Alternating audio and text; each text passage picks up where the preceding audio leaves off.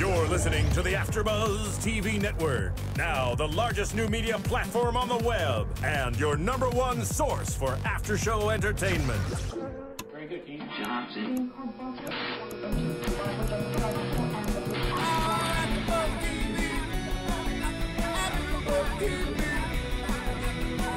From the AfterBuzz Studios in Los Angeles, California, presented by Maria Menounos and Bing.com, and streaming live thanks to Akamai Technologies, this is AfterBuzz TV's Girls After Show. We'll break down tonight's episode and get you all the latest news and gossip. And now, another post-game wrap-up show for your favorite TV show. It's AfterBuzz TV's Girls After Show. Oh, here it comes. I can hear it coming in. Channel it. What's up, everybody? Bing is for doing, and we are doing another Girls After Show. It is Boys, Season 2, Episode 6, and we've got some boys hanging out with us tonight. Ooh, and lots of action with the boys in this episode. I can't wait to get into that. I am your host, Kelly, and hanging out with me are... Thomas Piland. What's up, people? That was really simple. I was expecting something, more dazzlish. It's been a long week. What's up, y'all? Spicy Mighty, keeping it sizzling. And next to me is the phenomenal. Keeping it simple, Miriam Gonzalez. And we have a very special guest with us who you may remember from our AfterBuzz shows of last season. I'm Andrew Gutin, keeping it very, very complicated. Everything's a hater nation. I know. I am our representative here. Don't mock us. That is a diplomatic relationship, all right? Wait, did you say Raider Nation or Hater Nation? Okay. I'm actually here for both. I mean, it is kind of we have conventions, all right? Combo about the things that he loves and hates, and it was like 100 hates versus like maybe one love. Wow. Okay, well let's talk about the last week's episode, because that seemed to stir up a lot of controversy over this week. There were a lot of critics that were bashing it. Very few people actually liked it, as far as in like critics and TV show people like Andrew.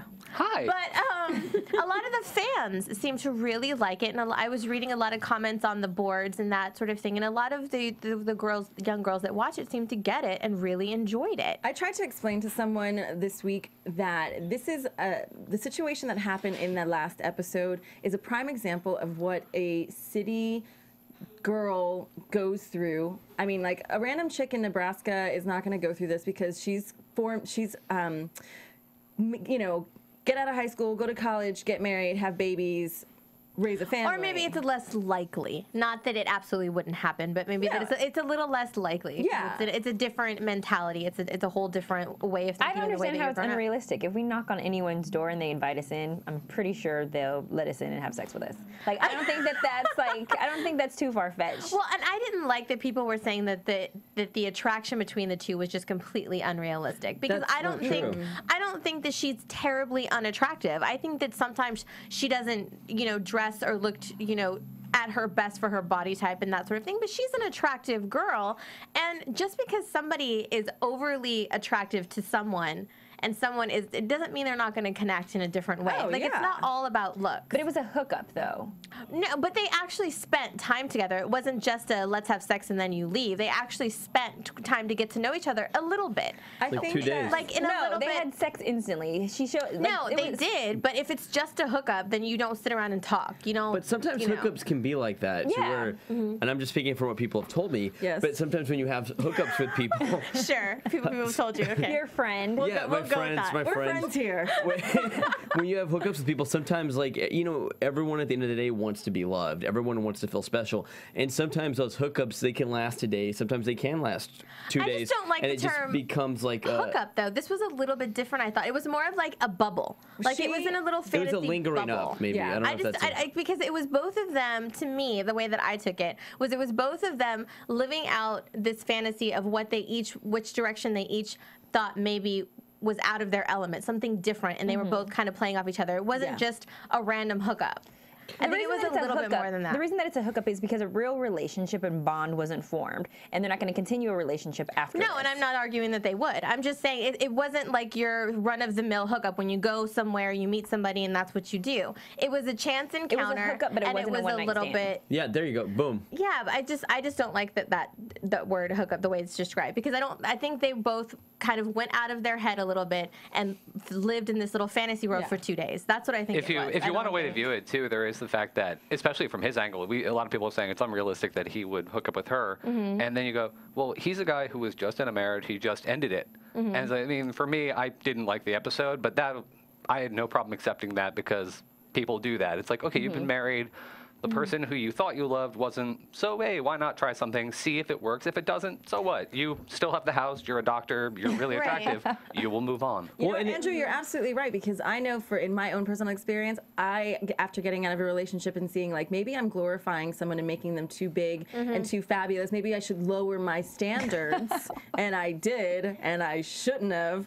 And it wound up being a really bad mistake. Well, I mean, not even later. After show.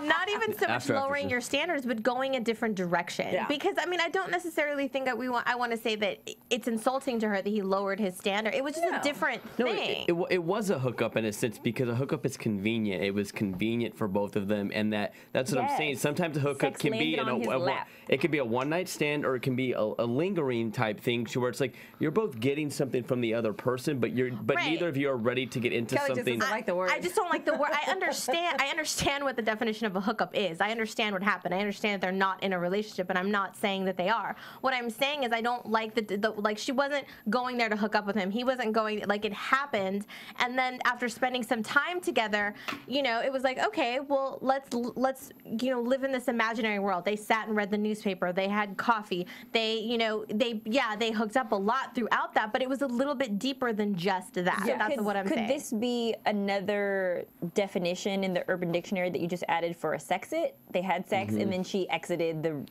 situation and relationship. No, maybe it's another definition. I heard there was a lot of angry discussion about this last week about what was sexist. Well, it's just. Were there blows? No, I don't even think it's that. Wait, be careful how you use that word with the situation.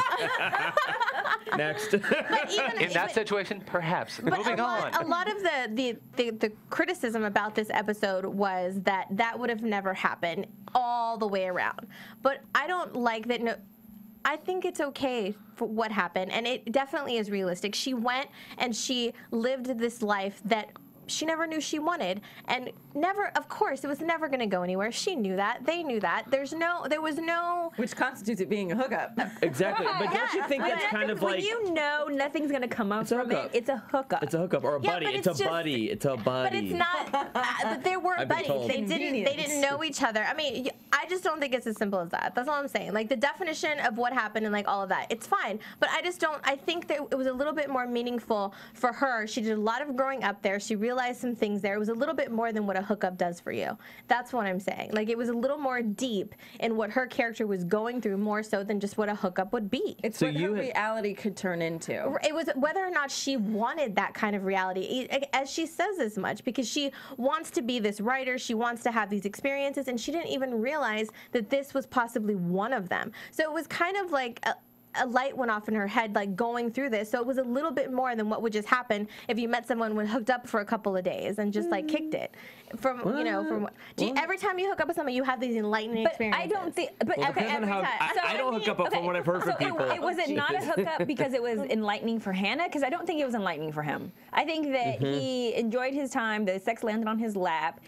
Once reality hit, he was like, okay, back to my normal life. That was a hookup for him. Well, so I don't think that. No, it was a replacement for him. He was lonely. He just was going through a divorce. He wanted to barbecue. He wanted her to hang out. He wanted to do all these things. It was kind of like a filler. Andrew, what do you think? They were both filling time. It was convenient. It was a hookup. I know Andrew hated the episode, so I'm dying to know what you thought. Why did you hate it so much? This episode felt very similar to me, like the Hannah going home episode from season 1, in that she might have learned something, but I can't perceive it because honestly, it felt like a one-off. Like, seriously, this episode and that episode, if I saw them in and of themselves, or if I saw them, if I saw the series without those episodes, I would be like, well, there wasn't an episode there. That just kept going. And I think for me, that just felt almost wasteful. That episode itself? Yeah, it felt wasteful because it was like, oh, I mean, I don't think she learned particularly much. I mean, this week, maybe there was a little progress, but I don't think that episode pushed it forward as much. Well, and also, like, if all you're doing is this episode just to have this weird self-contained relationship with Hannah where she's supposed to learn and have a freak out and whatnot, it just felt wasteful to me somewhat because she didn't seem to learn that much. I mean, she just had her one big blowout, and then this week, we're back to zero, kind of. Not really. She's moved forward because the episode started with her, we'll get to that later, but it started with her going over getting that ebook deal. Like, it's definitely like a step up, like, and throughout this, as we'll get to later, but this episode, she seemed to progress as a person. But I am, back to, like, just to close this up, I'm wondering if it's kind of like a sexist remark when people critique that, like, how could someone love Hannah, you know, a guy that hot love Hannah, Hannah's not that great of shape. Would it have been turned around or hook up with her? You get what I'm saying? Oh, like, if the guy wasn't hot and the woman's hot.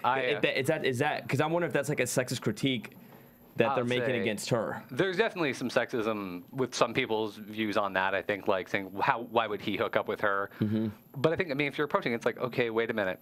Guy who was just divorced, very successful, very attractive. People want him, and he can have this. Of course he would go. Of course he would go for that. Of course we usually see. We usually see the other way a around. heavy, like a heavy set guy and a really, really hot girl. It's very few that we ever see it flipped around this way. And I think that's what a lot of people had a problem with watching. And it was a hookup for him. It was free vagina. It was right there, smack at his doorstep. So for him, it wasn't him lowering his standards. It was a hookup for him. So he has nothing to lose. It came to him. So only a bus just like, to gain. yeah, sure, why and not? also the way it played out is also more of real life and defying the stereotypes of what media presents, which is what a lot of things in this show have covered. So, I mean, that's just kind of my critique on it. But it seems like when people thought a lot of when they voiced a lot of negativity about that episode, I just kind of felt it was more of like a sexism regarding just like Hannah and her character and her weight and where she's at. Because again, what we're portrayed is like it's a hot woman and the guy didn't have to be hot. But it just kind of I feel like that's kind of where maybe the problem is that people's perceptions, which I think she tackles hard. I think she tackles it very well throughout a lot of the episodes. Their perceptions on how they think things should be is not exactly how it is. So the fact that there's the controversy of the perception that he's too hot for her is BS, because you know what? Our perception all around across the board is off and it's wrong. And that's the thing. Her perception of what her life should be is, oh, I should, be living these wild, crazy fantasies, but I'm torn between should I go and do the settle down thing. It doesn't matter how hot the guy was or how ugly the guy was. The fact is I think it just comes down to perception. And it's the fact of thinking that you have to do one or the other. Yeah. Like that, I think that was a big thing too, is that it has to be either this way or that way. It can't be a mixture of both. And I think that's what a lot of people have struggles with. Do I go and live this life and live out my dreams, or do I have this family life? And that's kind of what that episode, I think, was her seeing that. And that's why I think it was kind of this like bubble around that she played this part for a second to sit and think, okay, is this the road I want to take, or do I want to continue on the path that I'm taking with all of these experiences? Well, and then we talked about, is she going to learn something? And as we go on through the season, we'll see. And in this episode, we actually see quite a few characters having a little bit of that moment of really getting... It's reality checks. They're getting reality checks left and right. I mean, who do you even want to start with? Well, let's start with the boys, because we haven't seen the boys as much as we've seen in this episode in a while. So let's start with Ray and Adam. Before we start with that, can I just mention that we did not see any nudity this episode? We did a little. Well, we actually got Boots ass, Boots butt. Well, we did see that. We didn't see Hannah's nudity. But we did see, the pump it up guy. Yeah. So I forgot about his butt or whatever. It wasn't that memorable, but wait, you guys thought it was hot, right? It was. I'm joking. It was firm. It didn't move mountains, but hey, if we're talking about people being uncomfortable, all right, it was taut. What can I say? No, it was hot. No, it was. They have to show something, otherwise they're going to feel weird. It's like, no, there was nothing in this episode. Put a man ass in there. Come on. That was like that was like a butt from a Suzanne Summer spandex commercial. But it was all about, like, the episode is entitled Boys, and it was more so about the boys, so we saw boys' butt. But did you appreciate not seeing the nudity from Hannah this episode? Because you've been complaining about it. Yeah, we were talking about this a little earlier, and I'm happy that they backed away from last week's festive, all that. Yeah, it was everywhere. He feels like it's unnecessary. My comment about it was, it's kind of like the person who is doing something that they think is pissing you off, but it isn't. but the fact that they keep pushing it, that they think it pisses you off, that makes you angry. You know what? Like they think like someone dating a person of another race, so they think like their dad's gonna get pissed off, and dad's like, I'm totally cool with it. But the daughter's like, does it bother you? No, it totally doesn't. And then after, eventually you're like, no, it pisses me off that you keep bringing it up like you want to hurt me. And it's like her constantly needing to put that out there. I'm just like, I don't look at it that way. What are you trying to prove? I mean, I'm totally cool with your naked body if you're whatever. I think that she's portraying her nudity not as us as viewers, but as we would do it. I know for me. Would you play ping pong? I live alone, and I seriously, when I get up in the morning, I roam around my apartment in my panties and no bra and no nothing, and I'll sit on my couch, I'll have my tea, I'll snuggle with my cats. Like, I'm the topless girl. I'm Hannah at home. I'm a nudist as well. So if you're saying at home, you are by yourself though. I mean, if I feel like if there's like another person there and you're just kind of hanging out, would you just let things? If it's somebody that I'm doing, absolutely. And but would you not even throw it? Would you not even throw on a shirt though? If you're just like going no. If you're going outside playing ping pong or something, like that was like. That was a little bit much. Where it's like, okay, I but were they outside?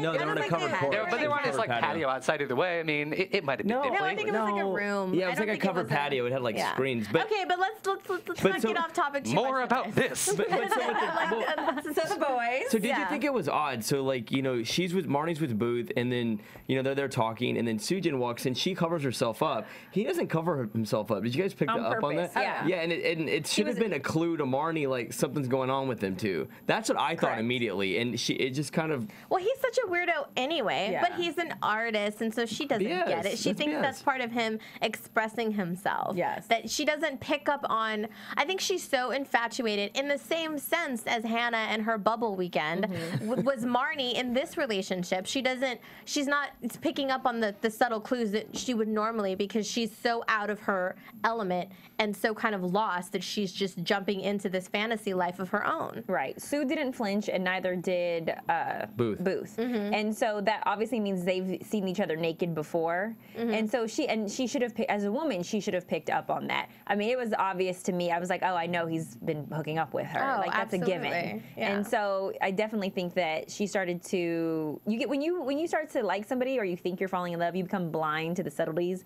that start to happen or any ratchetity that they do. Well, I thought that was why she felt comfortable enough to eat his ice cream, to take a scoop of ice cream out of his, because if it's somebody you've had sex with before, then I better be allowed to eat your ice cream. And she said that. So when she comes, they're talking about his groceries. I picked up all your food. He's like, I noticed there was a piece of the ice cream going on, like you mentioned. She's like, and there's a problem. Why? Like that's a clue number 2. Like you said. Yeah. Like it's like he's eating. She's like, why should you care about that? Like, again, her body language is like, because you work for me. Again, why should you care? Like, it's like basically, she's hinting at everything without.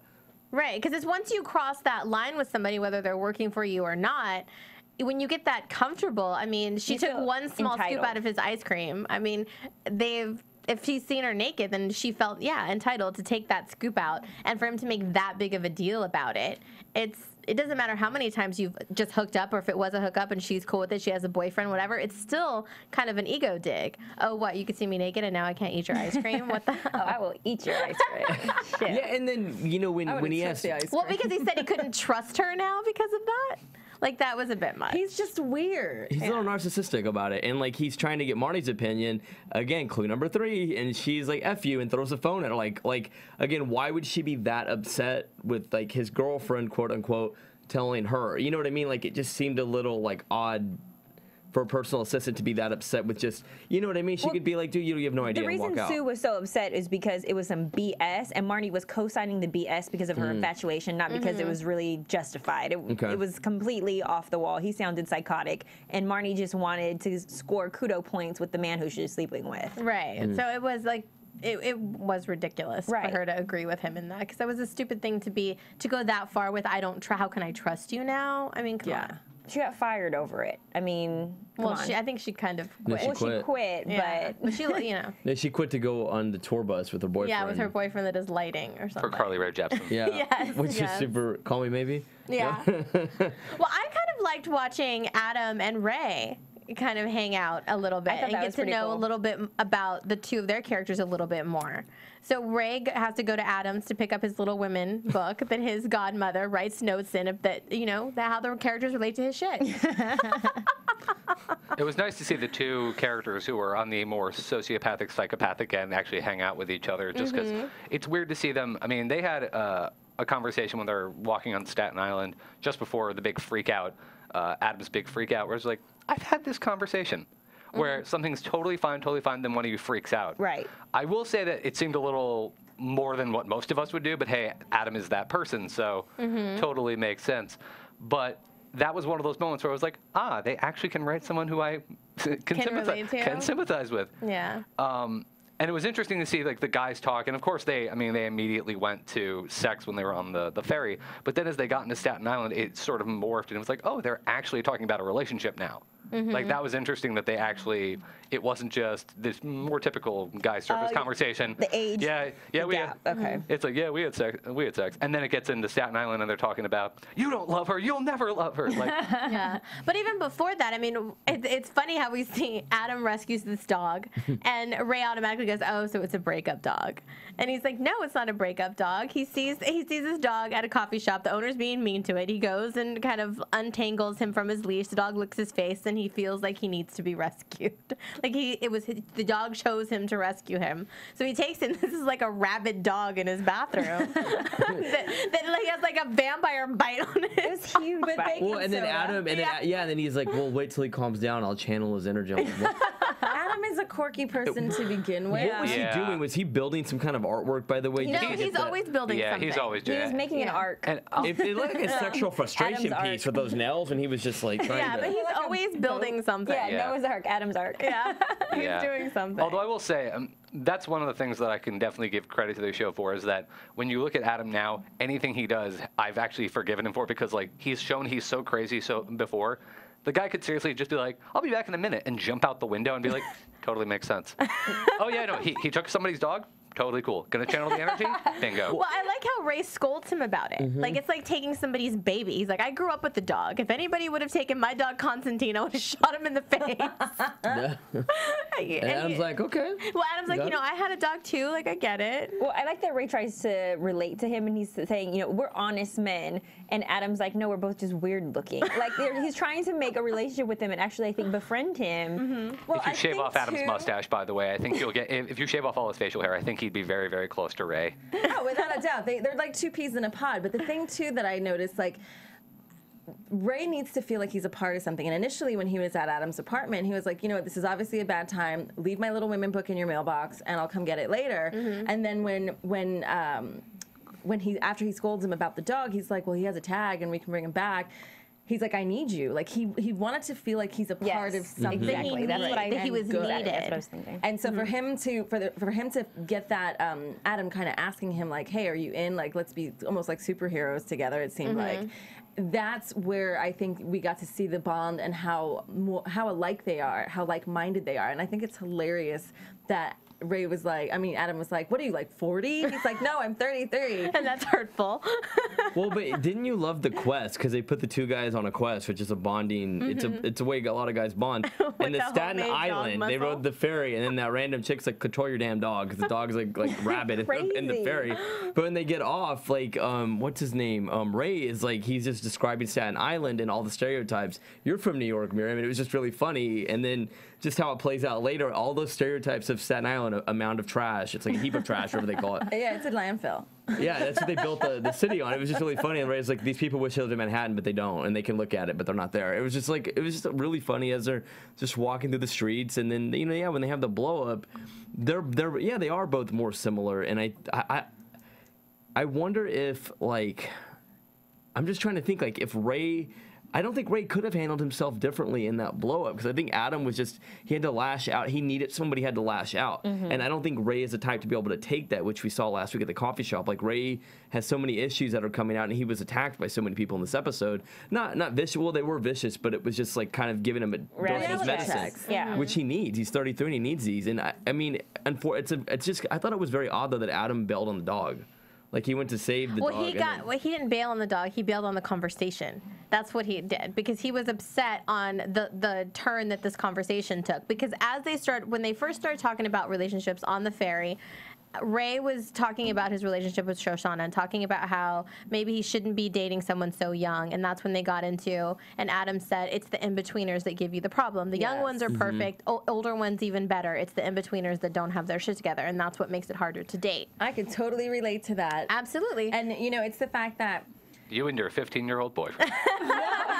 No 15-year-old boyfriends, although the ones that are in he's turning 16 next week. It's the ones that are like in my age, they're the in-between ones. They're the ones that in your 20s and early 30s now that it's blending, because now 30 is the new 20 or whatever.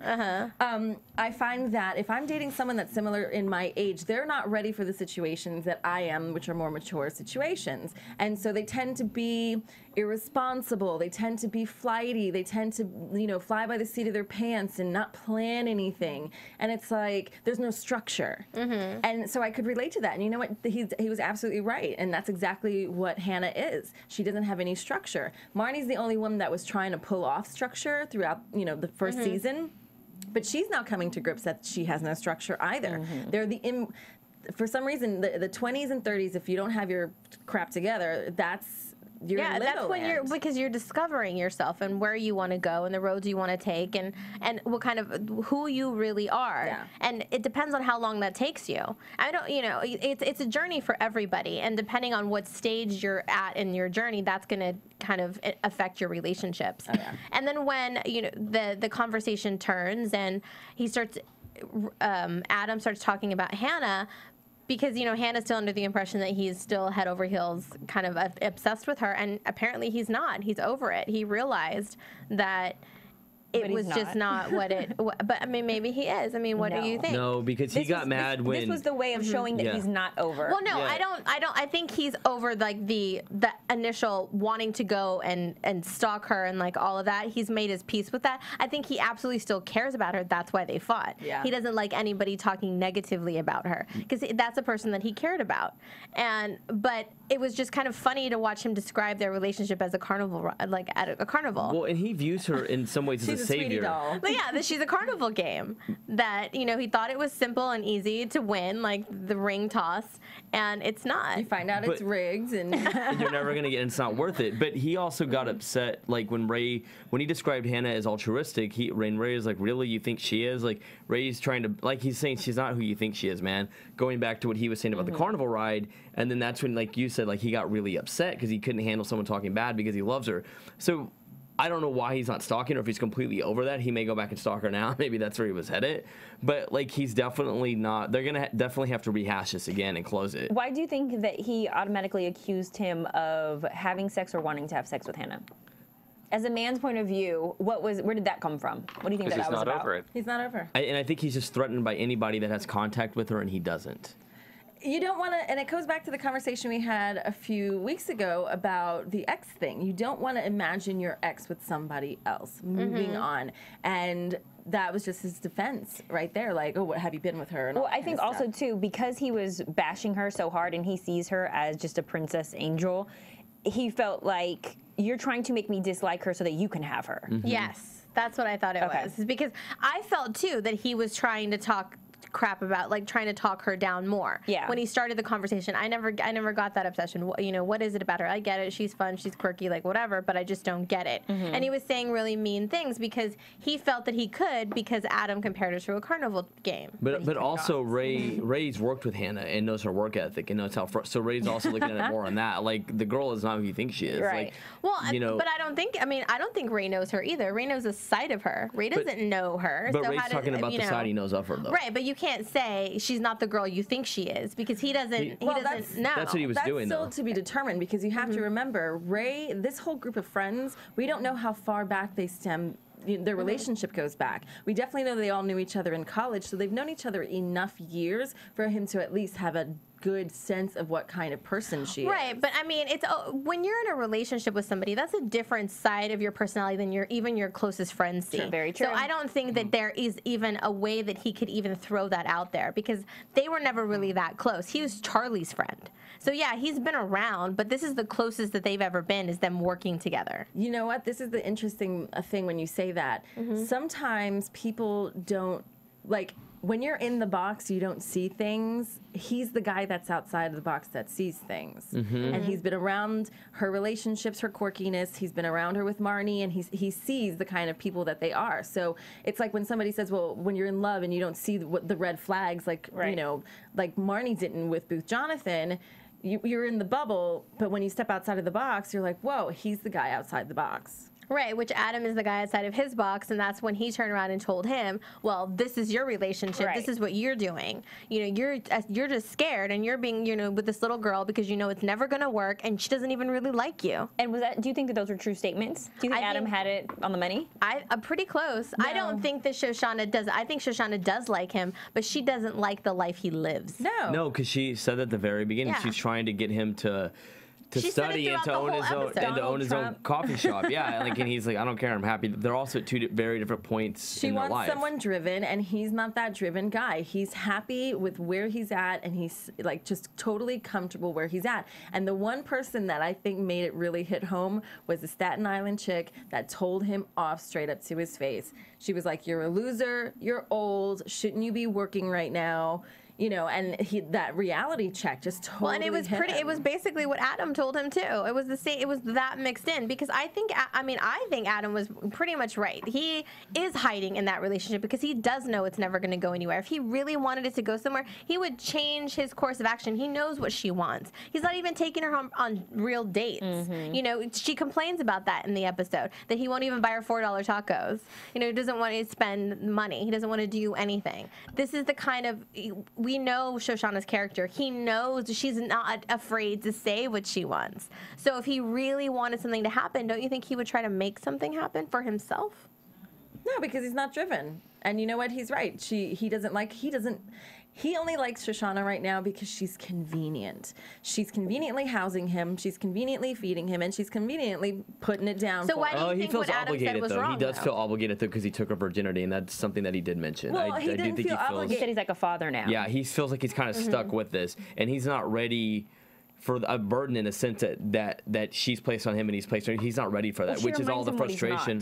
Exactly, which is all the frustration that's built. But he feels like he somehow owes this to her, and he needs to try to be the man that she wants, but he can't. But it stems all to them having sex. Yeah, it's not in his DNA. It's just not. I don't necessarily think that the Staten Island girl, her reaction was warranted. I don't think that she. No, I think that was a little bit. That was kind of scripted.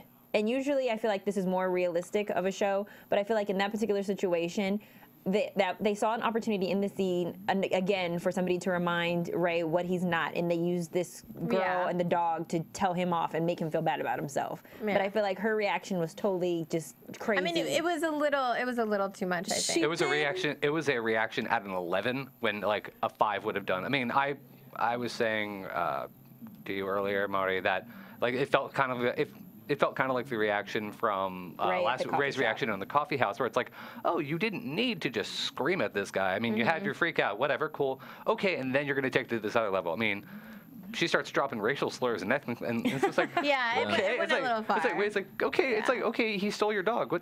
You know what, chill. though? So just go to Staten Island if you want the truth. Hold on, real quick. You won. Real quick. We like to know what you guys think. So please make sure to go to iTunes, download our podcast. It's free. Tell your friends and rate and comment because we do read them and we like to know what you guys think. And plus, there are tons of other shows, great shows on iTunes that we AfterBuzz here. So make sure to go check them out. 5 stars. Always. Thanks. Okay, this is what I was going to say. As far as the girl in Staten Island, and I'm a girl from New York, and as a New Yorker, we have always been given the reputation of being very harsh, brash people. Like, we will tell it like it is. So and people especially that are from Staten Island tend to be really hardcore. And I mean, look at the Mob Wives if you've ever seen an episode of that. That's such a good show. They're really, really hardcore, and they don't really care what you think. They're gonna tell you like, hey, you have a booger hanging out of your nose, and I don't like where it's at. Can you take it off your face? And I think that they portrayed the reality of what kind of person lives in Staten Island. That's what I think, yeah. And so it wasn't so far off because for her, she was Little Miss Attitude. She hated the dog. She didn't want the dog around.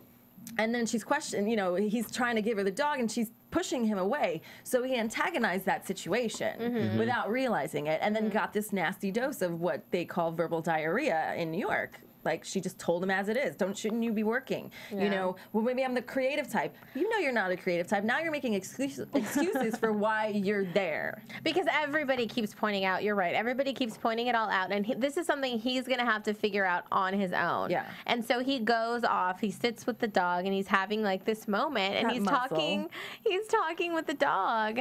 And, you know, saying, you know, do you think I'm pathetic? You think I'm a loser? And he sits there and, I mean, he starts to cry.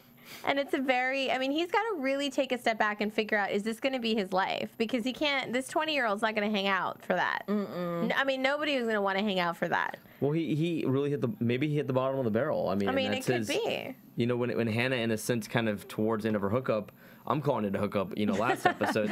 Kellie's going to hit you. I mean, I don't care. But she kind of call it what you want. She hit the bottom of it in a sense, and she's trying to figure out now, maybe this is his way of like kind of restructuring. And when he gets back on that ferry, he goes back to his real reality. You know, he leaves the island and he'll address it later. But see, I don't even think that was Hannah's bottom. I think it was a different reality, and it was a different realization. I don't think it was a bottom for her at all. This is his bottom. In a sense, like a restart, but like kind of like she kind of was like, "What's going on? What do I want?" Like that sense. He's too comfortable, and I think the lesson in this is don't ever get too comfortable, because if you get too comfortable, you're going to find out that it's a very uncomfortable place to be. Right. And he's too comfortable just getting by, and the people around him are going to start moving past him, and they're pointing that out to him. Which is true in life. That is very true. Either you go with me in the flow, or we go different directions. And eventually he's going to lose Shoshanna, because she is pushing Donald Trump lectures on him. And that's how relationships go, because two people grow together, or they grow apart. Yes. And growing apart, it's not literally one direction or the other. It's like one just grows faster than the other, and the other just gets left behind. Well, let's get into the girls. I mean, we saw Hannah, she has a new opportunity to write an ebook with one of her idols that she grew up reading, that we didn't really get a name, did we? But he wrote Pumped Magazine, I guess. So now he's commissioned her to write this ebook, which she's having a hard time getting inspired for. Why did she throw up in the beginning? Because of the alcohol or because of her nerves? I think she was nervous. Did you guys see the girl texting? It was so nowadays. She's like texting, like, what's going on? And she goes back to texting. It just cracked me up. I like the fact that, that he read her essays and loved them. He said that, you know, she's very complex, and you know, she knows her stories are about her lost generation. Her generation is lost in life and how they go about doing things, and I really like that. But the fact that he asked her to write an ebook in 1 month, I was like, well, how many pages does it have to be? Like, we didn't get all those details, and that's, I think, she threw up because she was nervous. That's an overwhelming feeling, that pressure of like, okay, it's like. But that guy was weird too, so that, I mean, a lot of that kind of made sense in that situation. He picked up a pistachio and asked what it was. Well, I think that was him pointing out the lostness of the generation. Oh, yeah. Because it didn't look like a penis. It looked more like the little man in the boat. Well, I think he was pointing out, I don't know what's going on. You know what's going on. You get it. And the fact that he told her that she found a voice, which a lot of writers don't, is a very big compliment. So taking all of that in when she doubts herself a lot, I think is what made her kind of get nauseous.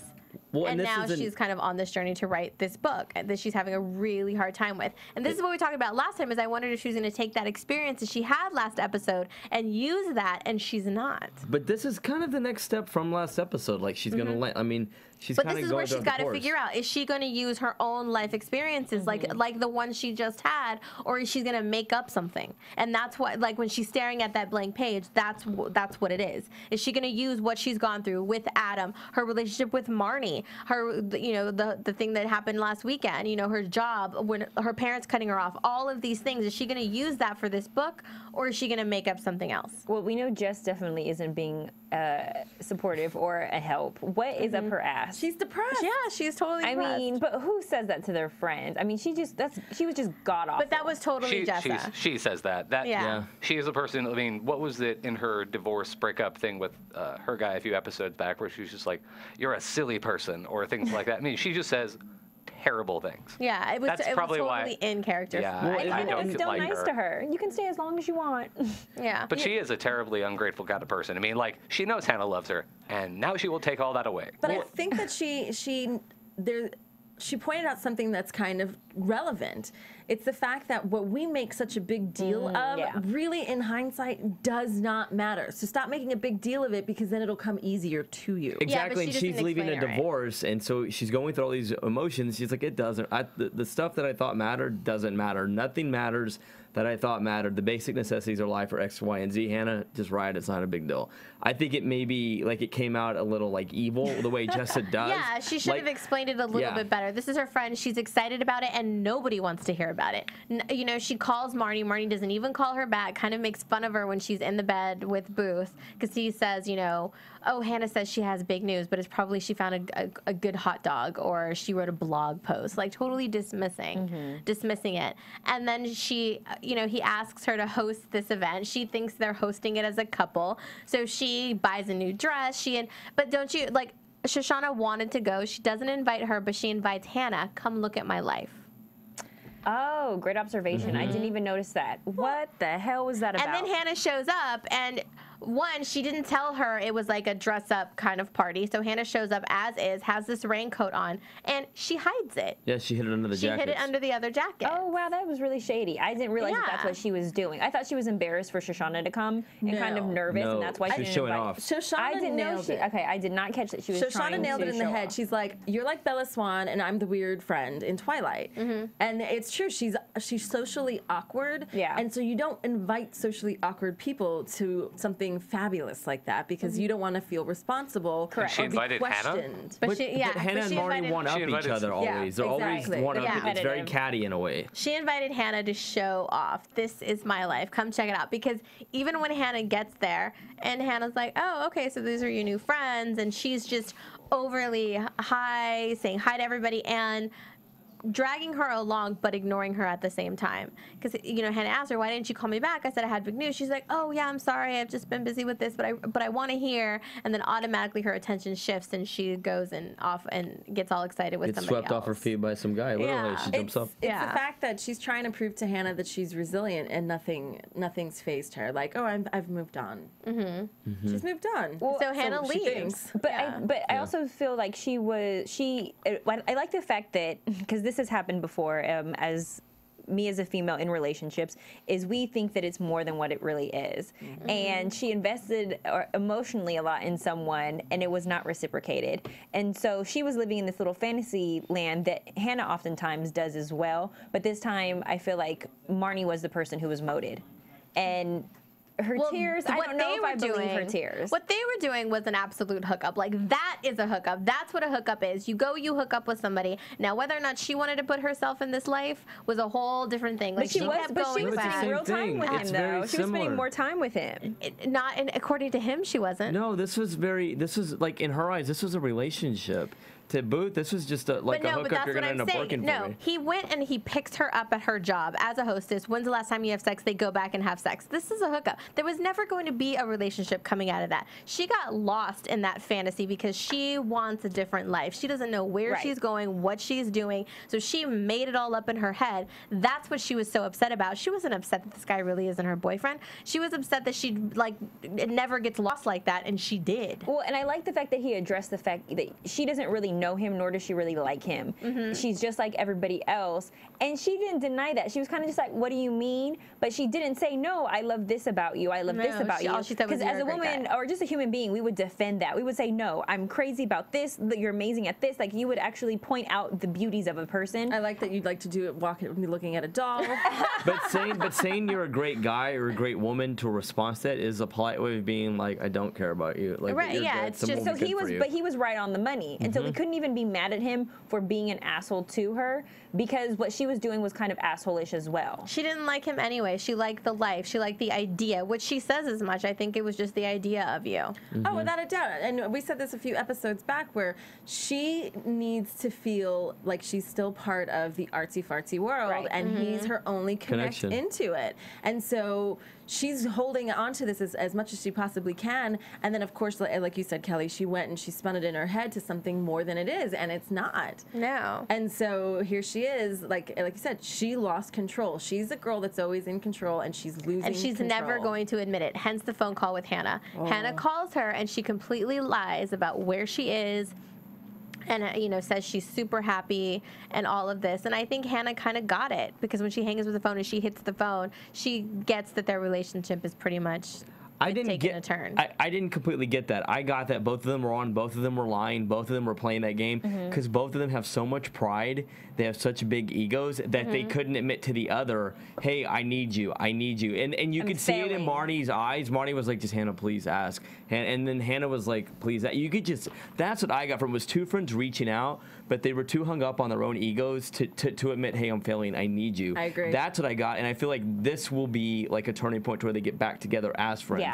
Like, well, no, that's what I mean. Like, that's when they both realize that their relationship is different. It's not the same. They can't just go to each other and be open and honest, because they're trying too hard to show that they can survive without each other. Right. But I think they're gonna end up having to talk about this, and it will bring them closer, because they're gonna end up having like maybe when we can get to predictions later, but like it's something along the lines of what, though, and they do miss each other. They miss the companionship and being able to turn to one another. Yeah. But the relationship now is tainted. It's been tainted by so many things. Marnie getting upset about her paying all the rent and moving out. The sex with her ex-boyfriend who's supposed to be gay. You know, there's a lot of resentments there. There's a lot of wounds that have to be healed. And so right now, like Thomas, you're absolutely right. They're one-upping each other just so they can say to themselves, well, I'm fine and I'll be fine without you. Exactly. And the truth is they really need each other, but there's too much damage done at this point where neither one of them is going to admit it. No, I think it's going to take a little while longer before they do come back around. It's going to be a lot of politeness and, you know, just playing nice versus being real with each other for a little while. Cattiness back and forth. Actually, why weren't you here? Why weren't you there? You know what's going to wind up happening? There's going to be a bigger and a deeper bottom for one of the two where it's going to have to come out. It always comes down to hitting bottom. I'd say that there was an element too in that ending of both of them giving the other the Facebook reality version of their life, which is that you see the babies, the marriages, the new friendships, whatnot, and they're talking to each other, but there's the subtext, like you were saying earlier, how they want the person to ask that question. They want them to ask, but how are things with Jonathan? Or how with Booth? Or how's your book going? But neither one does, either if it's pride or if it's just like, oh, but she's happy. They're both thinking the other person is happy, and they don't want to disturb that, but they don't realize that they're both in the exact same place. Right. See, I didn't see that. I see they think the other one's happy, but it's more of like, oh, she's good. I don't want to tell her I'm not doing good, because I don't want to look like the weaker one. But at the same time, she wants her to reach back to her. I think that they both know that they're full of crap, though, too, though. I think that they know that they're full of crap. I think the other one, you guys are that close, and you can't tell when your friend's lying to you. No, I think that they know. I think that's why she put the phone down and hit the phone. Yeah. No, I think she hit the phone because she wanted to talk to somebody about her frustrations of not being able to write this ebook, and you're absolutely right. It's the Facebook version of her life. That's what they're doing to one another. Everything's all happy and pretty on the outside, but you don't really know what's deeply going on, and I'm not going to let you know because it's none of your business. And there's, you know, they want to reach out to one another, but there's too much pride, and Hannah was frustrated, like, crap. Here I am, I want to talk about my book. I'm having a hard time writing it. And Marnie's off being fabulous watching Fireflies. I can't even talk to her about it. And I'm not. I don't know. I thought it was a different thing. Yeah, but I mean, we'll see. As the next episode and like all that, we're gonna have to wrap stuff up though. Yeah. But even in Marnie's phone call real fast, you could hear the train going. You knew she was in a subway station, not watching a movie. Like you could tell in her tone. She was outside. She said she was on the rooftop or in the garden or whatever. But that's what I'm like. You can tell by people. So the point being, if your friends are in a bad situation or you are, reach out. You know. Yeah, but sometimes it's hard, especially when you have a competitive nature with when there's that going on and you trusted your friend that you felt betrayed on, and there's so many things. That's why they are where they are. So we'll see how they kind of come out of it. But I don't know. It's going to be. It's definitely going to be fun to resentful watch. to each other right now. Yeah. One's hurting and the other one is hurting too. But since you hurt me, I'm going to hurt you back. Like it's a game that they're playing right now. I don't know, but if you like watching us over here at AfterBuzz and you like all the cool stuff we have, like these mugs and there's sweaters and baby onesies and all kinds of fun stuff, please go to AfterBuzzTV.com and there's a new AfterBuzz store, so you can pick up all your very own AfterBuzz swag, and it'll look very nice in your home. You should get some. I like these mugs. I know. There's the yellow ones and the black ones and the ones with the spoon. I like going with the spoon. Oh, the spoon Good one's for the awesome. tea. Yeah, the one with the spoon is good. All right, well, let's get into some predictions and talk about what we think is going to happen coming up. And now, your AfterBuzz TV predictions. Andrew, we'll start with you since you're our guest. Predictions.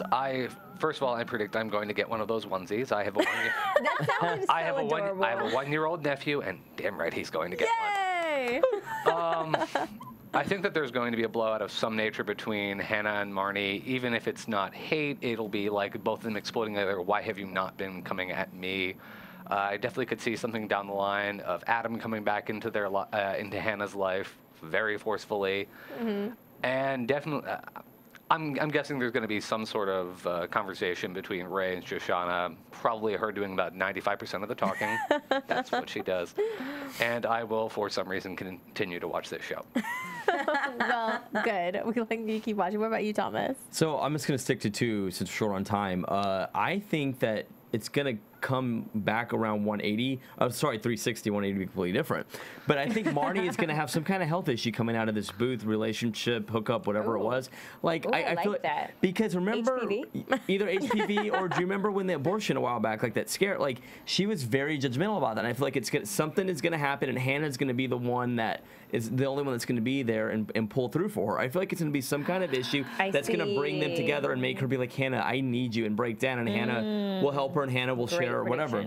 The second one is if that or possibly other, or maybe that will happen and later on when Hannah writes her book, it's gonna upset a lot of people. Like the stories she writes are gonna upset a lot of people, that's a great prediction. And it's gonna start putting fires. I just could see it like, and everyone's gonna start reading the book. It could be based on the truths of each person's life, and almost like her journal when Charlie and Ray found it. And then her just comes and be like, I told you guys I was writing about life experiences, you never believed me, and they're all gonna be mad about different things. And so let's see Marnie and her together. They're really good friends, right? It could also like backfire on her because she could do some really hurtful things about Marnie, you know. Right. Well, just like the journal. Well, what if it is the journal? What if she runs out of time and she's just like, that's a really good point. I'm going to use my journal, and then that's when it turns out being amazing and critically acclaimed and all that crap. Yeah, because it'll finally be her own life experiences, which she just refuses to really write about for whatever reason. That would be great. I think you guys are right. It's going to be a big issue between Marnie and there's going to be a deeper bottom. There's going to absolutely be a bigger bottom that eventually they're going to either be forced to help one another out or completely go opposite directions and no longer be friends. So I think that I like the health issue. Because I don't feel Marnie's hit bottom yet. Like I feel like everyone's had some sense of like, and she's still she's dropping, but hasn't like had her reality check yet. Booth was in a way, but wasn't her reality check. No, he wasn't a reality. And the thing too is he's been banging her without a condom, and now she just found out that he was banging the assistant too. So how many other people has he been sleeping with unprotected? And he's not my boyfriend. She's gonna definitely have something going on in her vajayjay. Just because you're on birth control, ladies, does not mean it's okay to have sex without a condom. There's a lot of other things. Do you guys think this is sexual education AFTERBUZZ episode? Yes. Do you guys think that there is? You guys made me lose my train of thought. That there is a possibility of not. Oh. Do you think that there's a possibility? Sorry, guys. Do you think that there's a possibility of Adam and Hannah getting back together?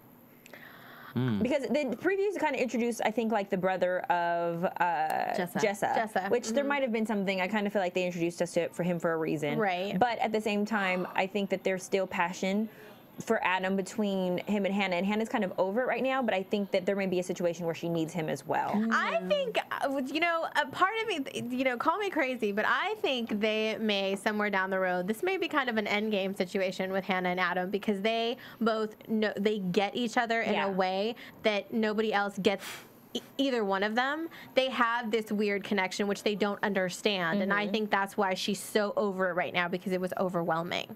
But it could, eventually come back around, because Adam's a little bit deeper than we know him to be. Yeah, I feel like he's crazy, showing us that. But he definitely thinks about things in a deeper level and makes these cool comparisons and stuff.